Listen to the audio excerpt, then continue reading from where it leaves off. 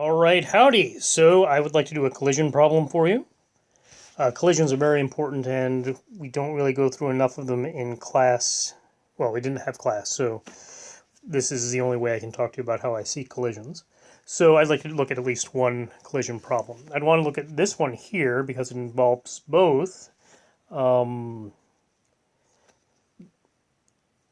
conservation of energy and energy loss, in that it has two boxes. Right, and one of them is going to have a mass m, the other one's going to have another mass m, and they're inside this hemispherical bowl of radius r, and then they're going to hit each other down here. And after they hit each other, because this guy is heavier than that guy, I'm going to pretend, they're going to come back up to some height h. Now this is a hemispherical bowl, and they're right at the rim, so the initial heights of these two objects is r. So the whole idea of this is that we're going to have to do two parts to this. Well, are there three parts to this problem, right? So the first part of the problem is the process where these guys fall to the ground. That's the first part of the problem. Second part is the actual collision itself. And the fourth part is the rising of the blocks. So each one of those has a different concept behind it, but because in the collision that's going to govern the energy loss, the collision here is the crux of the problem. And since that's the crux of the problem, that's going to be what we're going to use to analyze the problem, is what's going on there.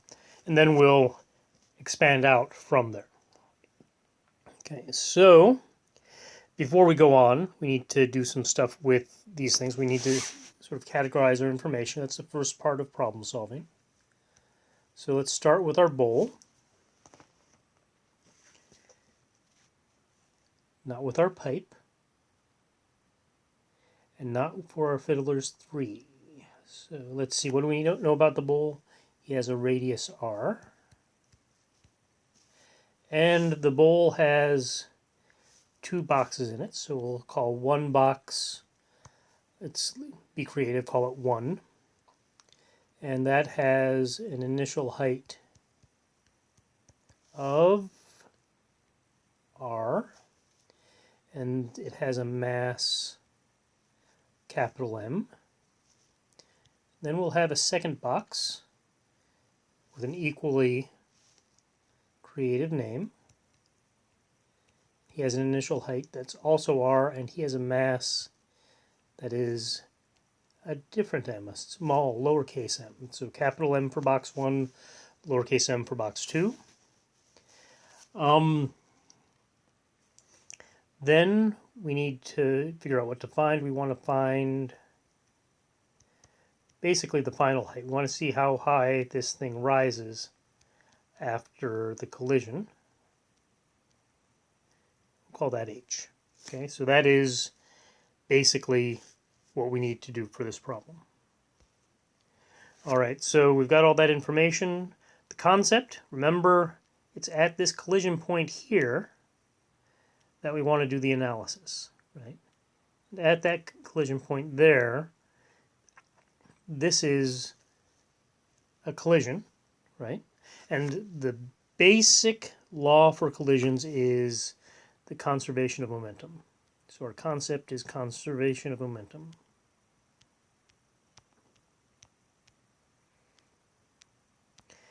Every collision conserves momentum. Now, a deflection doesn't, but that's because the deflection is an approximation, right? Just like with a normal force or with a rope, we're pretending that the wall doesn't move when we're playing racquetball. When we watch the wall bounce off, when we analyze that, we pretend that the wall doesn't do any motion, and that's the reason why it doesn't conserve momentum. But it really does.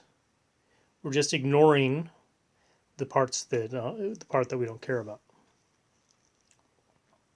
Okay, so we're conserving our momentum, and we need to come up with an equation for momentum, I don't really need to do this, but I just want to remind you that momentum is vectors.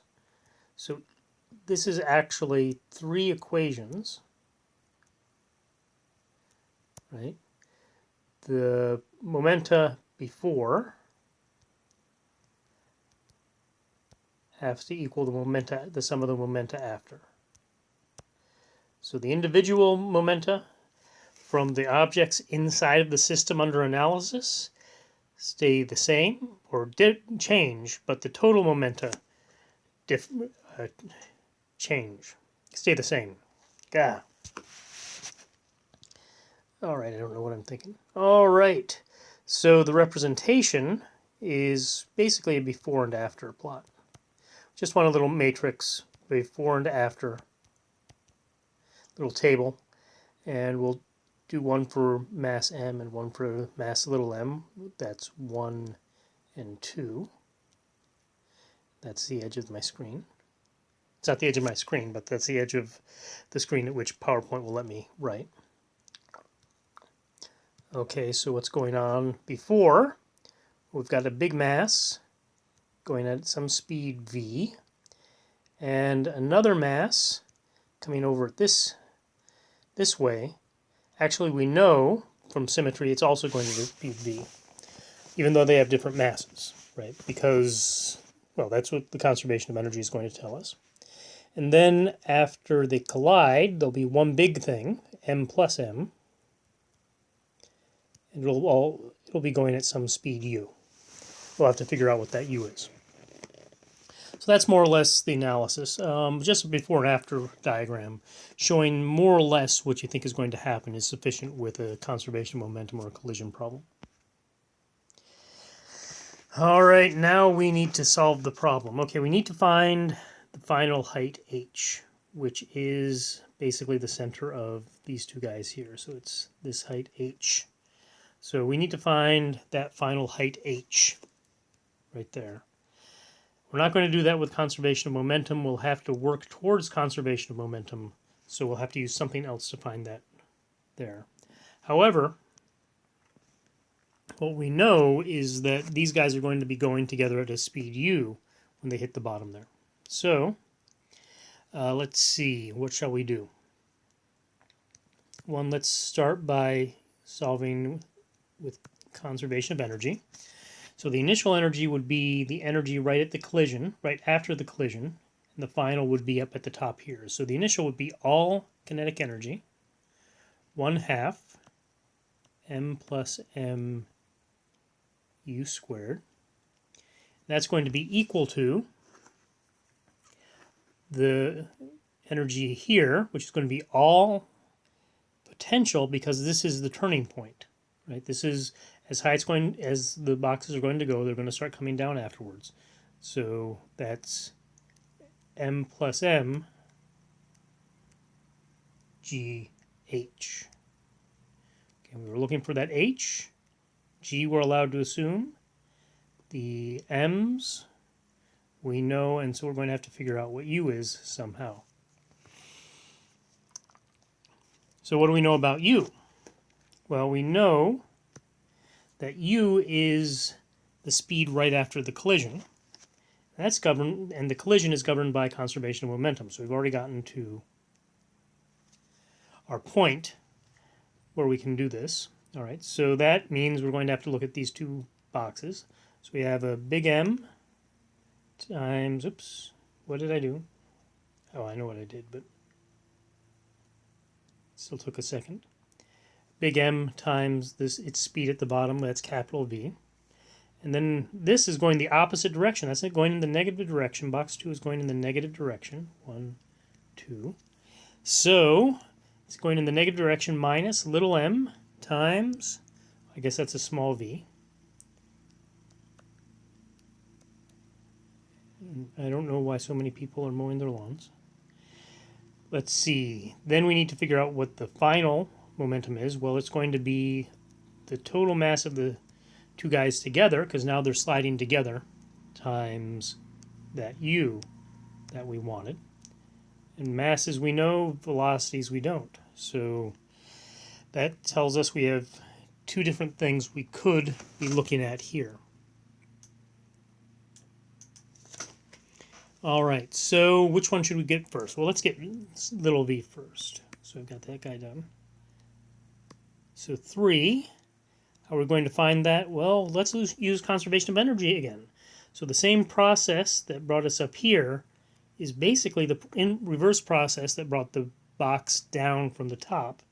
So it should be analyzable in the original, in the same way. So it's going to start now up at the top with mgh, or r, excuse me, because it's at a height r. And that's going to fall down and come to 1/2 mv little v squared. Okay, so we're looking for the little v. We know m, we know r, we know the same m over here, and we also can assume g, as we already did. Okay. Last thing left is the big V, the capital V. The velocity of this box, the big box 1, as it enters the collision. And we find that the same way. It's the same process, just with another box. So we change our lowercase m's to capital M's, or capital V, lowercase v's to capital V's, and we've got the whole thing done. MGR, same tracking symbols. Perfectly reasonable. I think that's just what you wanted to see. So it's a nice, simple, layered structure here that gets us to where we want to go. Now we need to solve these. Oops, I took out a word. That's okay, we're doing our execution. Doing math is always fun. So, first we start looking at things with our physical principles. The plan is our physics. Then we come over here to our execution, which is our math. Right. So remember, I care more about the physics. That's why this is 22 points than the math, which is 6 points. All right. So, although on your new tests, it's going to be different. I'm not sure exactly where the points are going to be, and I'm not going to ask you for your execution. So it's going to be fairly interesting looking at how we adapt these tests to the online environment. It's going to be a little bit like those tutorials, only a little more freeform and hopefully a little less punishing. But I'm not sure. You're never sure until you see what the grades. All right. So what do we need to do here? Well, we want to get these guys in here. So we're going to plug 4 and 3 into 1. To see what we get. So that's going to mean, well, what's happening here? Well, we get rid of these masses, right? And those should be little lowercase m's. Oh well. They cancel out anyway, so we have a little v squared is equal to gr, and the big V squared is also equal to gr, excuse me. So we're going to plug those in there. So that means we have big M times V, which is the square root of 2gr, minus little m times little v, which is the square root of 2gr. So we have the square root of 2gr. And that's equal to the m plus m times u.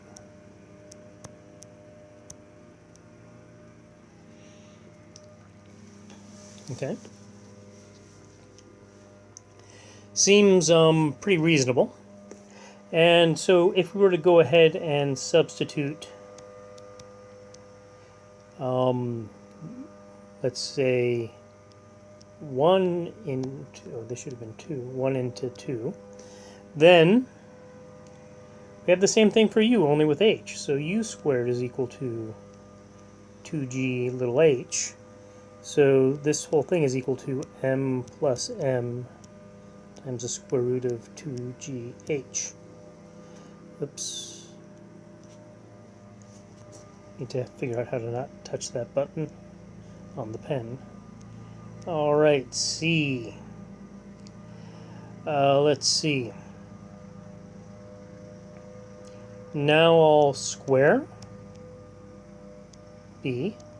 So that's going to give me m minus m squared times 2gr is equal to m plus m squared times 2gh. Well, 2g's cancel. These other guys don't, but we can then solve c for h, and that's going to be, well, it's going to be the m minus m squared over the m plus m squared. So we'll square the whole thing times r. And that there is the answer. All right, so now that we have that answer, we analyze it. First part of the analysis is the symbols. Got capital M's and little m's and big R's and nothing else. So we're okay. All of our symbols are given. It would have been okay if the G's survived. They could have been universals, but they did not survive, so we don't put them anywhere. We don't get to put them anywhere. So all we care about is what's in this box. We're analyzing the answer. So let's see, what's my next thing? I want my dimensions. Again, I'm looking at dimensions here. I want the dimensions of the height. The height has units of length, or dimensions of length, units of meters. So let's analyze this. Let's take little m over big M times r. These are obviously dimensionally homogeneous, both in both of those things. Mass minus mass is dimensionally homogeneous, so we don't have to worry about that. So then we look at the units of m times the units of big M times the units of r, which are mass to the minus 1, length. So these guys cancel, and that's just length. So we're okay there. So that seems pretty okay. Does this make some sense? Well, I mean, first off, the big thing is, if you have a bigger bowl, the final height is going to be larger. That makes sense because these guys fell farther. So that's perfectly reasonable. So I think that's more than enough. If these guys are equal, as little m becomes big M, you're going to have a situation where they collide and their momenta cancel. So that makes sense. All right. Now, the one thing I really wanted you to make sure you understood is that all, I don't know who you are, all collisions use conservation of momentum. Okay? All collisions use conservation of momentum. That's non-negotiable. Right? That's non-negotiable, that conservation of momentum. Now they could have one or two different other conditions.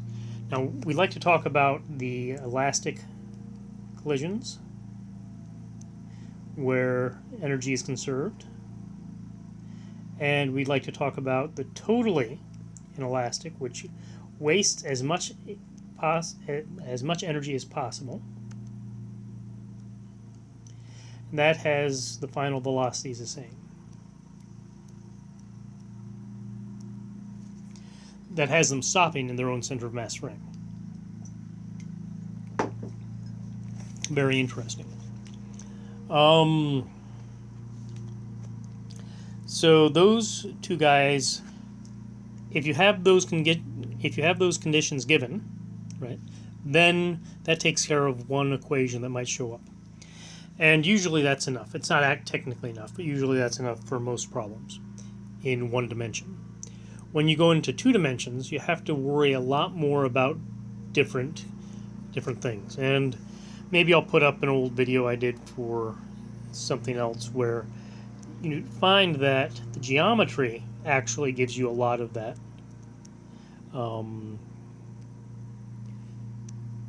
a lot of that. So if you had an elastic collision between two guys in 2 dimensions, two billiard balls or something like that, then basically the geometry is going to be give you what this collision does.